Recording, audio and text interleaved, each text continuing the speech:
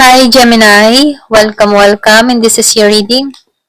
Be open-minded po, hindi po halos lahat makaresonate. Thank you nga po pala sa mga nagsusubscribe, sa mga bumabalik. Maraming pong salamat. Give me the message for Gemini. Ano yung mensahe sa'yo? So meron ka ditong Queen of Swords reverse, Queen of Cups reverse, Five of Wands reverse, Strength, Six of Cups reverse, Nine of Cups reverse, Page of Sword, and Two of Coins reverse. Halos naka-reverse. Isa lang ang nakatayo, ano? So, lumalabas dito. Yung iba sa'yo, meron kang kadiling dito na Gemini, Aquarius, and Libra. Meron ding Aries, Leo, Sagittarius, and Scorpio, Cancer, and Pisces. Meron ding akong nakikita dito na Virgo, Capricorn, Taurus. Yung iba sa inyo, meron ka ditong nakausap na tao or pwede rin meron kang kadiling dito na tao na masyadong manipulative, okay? So, nakikita ko dito very controlling. Hindi kayo magkasundo din ng tao na to kasi kulang kayo sa komunikasyon. Yung bang tipong magpaparamdam to, tapos biglang hindi magpaparamdam. Ganun yung energy nito, no? Kung kailan niya maisipan magparamdam sa'yo, saka siya available. So, lumalabas dito na itong tao na to, masyado siyang hindi nagiging seryoso sa koneksyon, okay? Kaya dito, kung ano yung makakabuti para sa'yo, sundin mo. Kung ganito yung connection na hinahanap mo, nakikita ko dito na magtitiis ka lamang dito, okay? So, yung iba naman sa inyo, kung meron kang kadiling dito ni Scorpio, Cancer, and Pisces, lumalabas dito na meron to insecure or pwede rin meron kang katrabaho, kapamilya, or pwede rin sabihin na kapitbahay na very insecure sa'yo. So, lagi itong naka-observe sa'yo, no? Lagi itong nakasubaybay, nakatingin. Hindi pa rin ito nagbabago. Ito lang nakikita ko dito. Kaya lang, meron ako nakikita dito na kung meron kang nakaaway, nakaalitan, ano, yung iba sa inyo, gusto ng tao na to na makipagkasundo na sa'yo. Yung bang tapusin na yung battle sa inyong dalawa at maging kalmado na ang lahat. So, nakikita ko dito, binigyan mo to ng lesson itong tao na to kung meron kang kadiling na Aries, Leo, and Sagittarius. Kasi dito, kita ng tao na to na masyado kang matapang. Hindi ka yung tipong ibababa mo yung sarili mo para dito. So, nakikitaan ko dito, may control ka sa sitwasyon. Nakikita ko rin dito naka-recover ka eh. Kaya dito, mas pinagtuunan mo na lamang i-focus sa sarili mo kasi nakikita ko dito very independent ka at napakatatag mo. So, lumalabas din dito, meron ka na kasing nilet go dito or pwede rin sabihin, pinakawalan mo na itong sitwasyon na to or issue na to, no? Kumbaga dito, mas lumalago ka ng lumalago. Yung iba sa inyo nagmamature na dito or pwede rin sabihin na nagsawa ka na lamang sa mga taong hindi nakakabuti para sa'yo, okay? Kumbaga nakikita mo na kung sino yung nakakatulong or hindi sa'yo. So, nakikitaan ko rin dito, no? Meron kang tao dito na lagi kang niloloko pagdating sa pera. Masyado tong mautak. Lagi tong nakadepende sa'yo, okay? So, nakikitaan ko dito, yung tipong masyado tong user. Okay? Yung iba sa inyo, no? Meron kang kabiling dito na Virgo, Capricorn, Taurus. So, nakikitaan ko dito, meron ditong inutakan. Or meron ditong nandaya sa connection na to. Or pwedeng meron kang kaibigan, katrabaho, kakilala na lagi ka nalang inuutakan. Pwede rin ka-partner.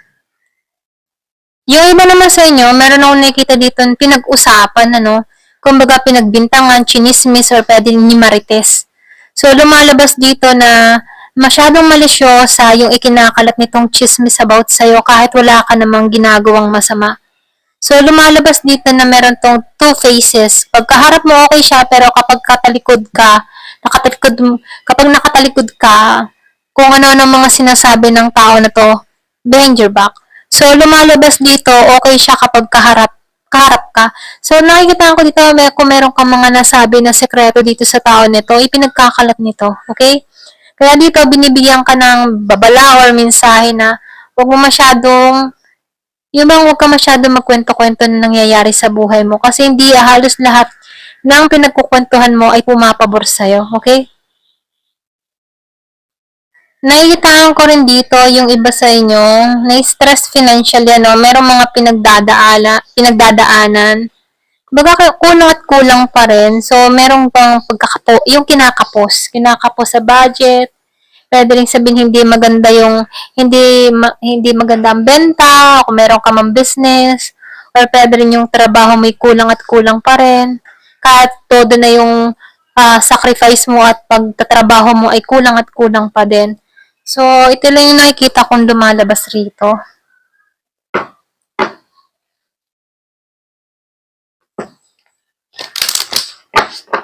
Give me the message. So, meron itong heart. Meron akong nakikitang mensaheng parating. Meron dito bagong pag-ibig. So, nakikita ko dito magiging masaya ka dito. Meron kang ma-attract dito na Scorpio. Meron ding Cancer. So, lumalabas dito no, bagong pag-ibig ang parating. Mag-message to. So, nakikita ko dito stable din to sa financial. Magiging masaya ka sa tao nito. Kaya lang meron ding hadlang dito, no? So, nakikita ko dito may third party or pwede rin sabihin may love triangle to. Yung basta nyo kung meron kang ex, magbabalik to. Sa panong meron ka ng bago, okay? So, may pagtungo sa bahay mo. So, nakikita ko rin dito, no? Kahit naman anong piliin mo,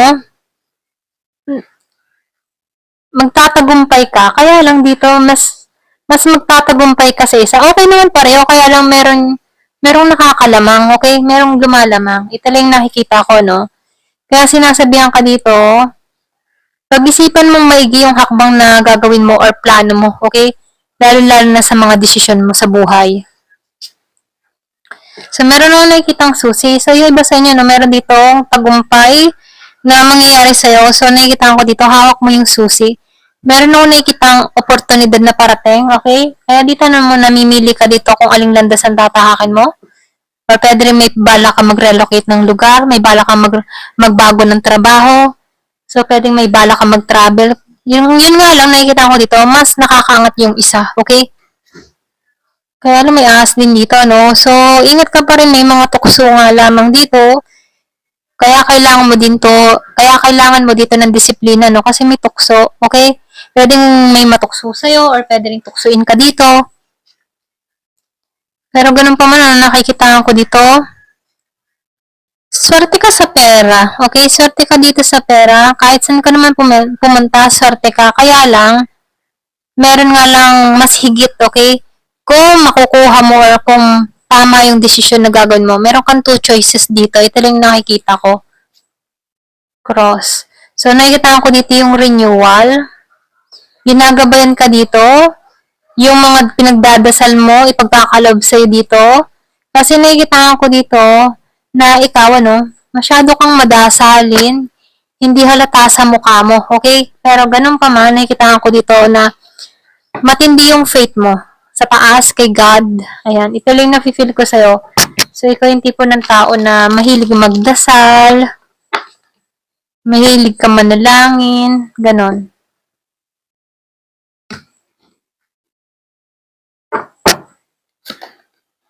So, meron ako nakikitang growing, mag-ingat ka ha.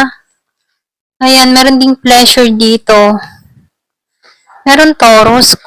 So, meron ditong biglaan, hindi inaasahan. Merong gustong bumagsak ka dito. Pero ganun pa man, nakikita ko dito na sinasabihan ka dito, pagtuunan mo kung ano yung ikaw unlad mo. Okay? Kaya meron ditong gusto kang pabagsakin dahil meron mga tao na insecure sa'yo dahil pwedeng sa kakayahan mo, dahil sa pag-ugali mo, or pwede rin sa abilidad mo. Okay? So, meron yung iba sa'yo, meron kang kadiling na Pisces, Taurus. Meron din ako nakikita Cancer. So, pwedeng meron kang mabalitaan sa mga ito, okay? Meron tong isasabi sa yung balita. Ayan, may magmamarites sa'yo, okay? So, nakikita ko rin dito, yung iba sa inyo, may pag-alis ka dito eh. Ito lang nakikita ko. Pero ganun pa man na temporary lang to. Yung iba sa inyo, nagbabala ka magbakasyon. So, 2 beses na lumabas yung susi, okay?